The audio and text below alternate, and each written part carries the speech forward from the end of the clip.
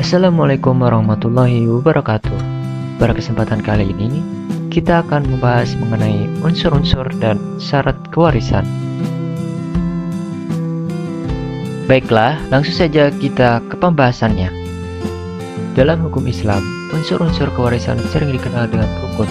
Artinya, bagian-bagian yang karena keberadaannya, pembagian harta waris bisa terlaksana dengan baik dan lancar. Masing-masing unsur juga harus memenuhi persyaratan yang sudah ditentukan sesuai dengan hukum Islam. Unsur-unsur yang dimaksud adalah yang pertama, pewaris, yaitu orang yang mewarisi hartanya bisa saja berasal dari orang tua, kerabat, atau salah satu dari antara suami dan istri. Dapat pula dikatakan bahwa pewaris itu adalah seorang yang telah meninggal dunia dan meninggalkan sesuatu yang dapat beralih kepada keluarganya yang masih hidup. Penjelasan mengenai siapa pewaris yang dimaksud dapat dipelajari dari Al-Quran Surat An-Nisa ayat 11 yang merinci bahwa setidaknya terdapat beberapa kelompok ahli waris dalam ayat tersebut, yaitu kelompok ahli waris dari ayah maupun ibu, baik laki-laki maupun perempuan. Sementara pada ayat 12 yang menjelaskan bagian suami atau istri, kerabat sekandung, sebapak, dan seibu yang dipertegas dengan surat yang sama pada ayat 176. Selanjutnya, syarat seorang sebagai pewaris yang sah menurut pandangan Islam itu adalah seorang yang sudah meninggal dunia secara hakiki, hukmi, maupun secara takdiri atau dugaan kuat. Jadi maksud meninggal secara hakiki ialah jika seorang secara nyata dan bisa disaksikan secara fisik telah meninggal dunia, atau melalui hasil medis seorang tersebut sudah terpisah antara jasad dengan ruhnya.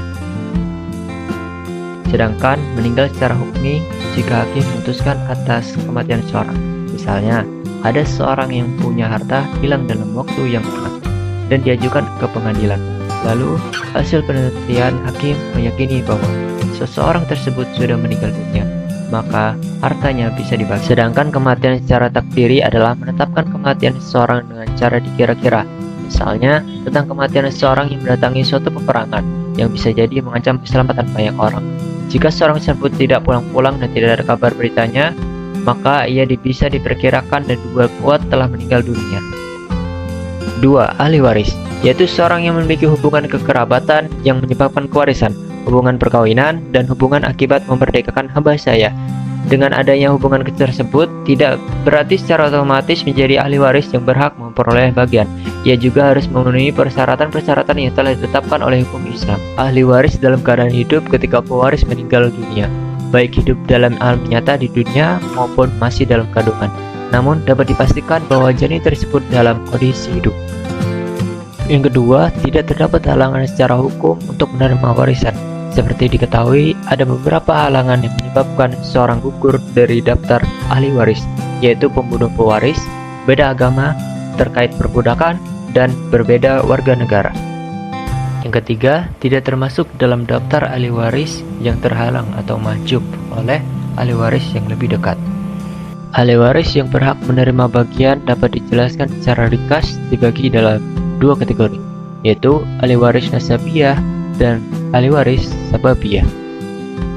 Ahli waris nasabiyah adalah mereka yang berhak mendapatkan warisan dikarenakan adanya hubungan darah dan kekerabatan dengan si pewaris, seperti anak dan semua keturunannya baik laki-laki maupun perempuan, bapak, ibu, dan semua nenek moyang ke atas serta saudara-saudara ke samping seperti paman dan bibi serta keturunan yang laki-laki saja.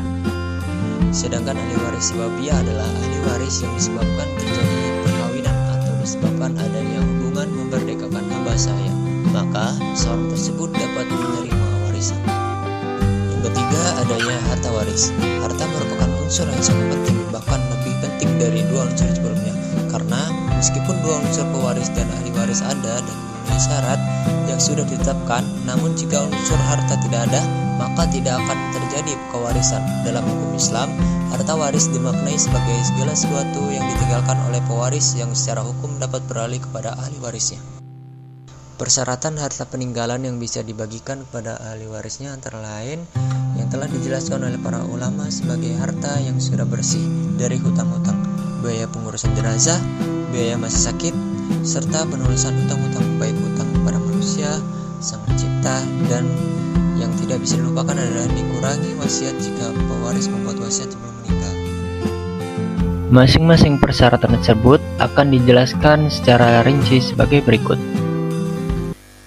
1. Pengurusan mayat. Pengurusan jenazah yang wajib hanyalah mengafani, mensolati, mengantarkan kubur, serta menguburkan secara layak sesuai dengan syariat Islam. Dalam hukum Islam, kain kafan yang sudah ditentukan adalah 3 lembar untuk jenazah laki-laki dan 5 lembar untuk jenazah perempuan terdiri dari kain katun. Menurut mazhab Syafi'i, Hanafi, dan Hambali, jika si mayat tidak meninggalkan harta sedikit pun, maka biaya pengurusan jenazah dibebankan kepada kerabat terdekat yang menjadi tanggung jawab selama si mayat masih hidup, seperti kerabat dan familinya. Jika tidak punya sama sekali, baru diambil dari Baitul Mal. Jika Baitul Mal tidak ada dana, maka kewajiban biaya ada pada pundak orang-orang kaya, kaum muslimin sebagai fardu kifayah. 2. Pelunasan hutang jika ada. Hutang yang wajib dibayar kepada sesama manusia adalah hutang hakiki, dikenal dengan dain al-ubad. Sementara hutang yang harus dibayar kepada Allah adalah hutang majasi, diistilahkan dengan dain Allah. Dain al-ibad juga dibagi menjadi 2, yaitu dain ainiyah dan dain mutlaqah. Imam Syafi'i berpendapat bahwa penyelesaian hutang yang harus didahulukan dalam hutang kepada Allah, dain Allah, seperti zakat, kafarat. Meskipun harta harus habis dibagi untuk membayar hutang pada Allah, maka dain Allah harus tetap didahulukan. Ketiga, penyelesaian wasiat jika ada. Harta yang harus diselesaikan terlebih dahulu sebelum pembagian harta adalah penyelesaian wasiat. Jika orang yang meninggal menulis atau menyampaikan wasiat. Wasiat adalah permintaan terakhir seseorang untuk dilaksanakan ketika ia sudah tiada atau setelah meninggal nantinya.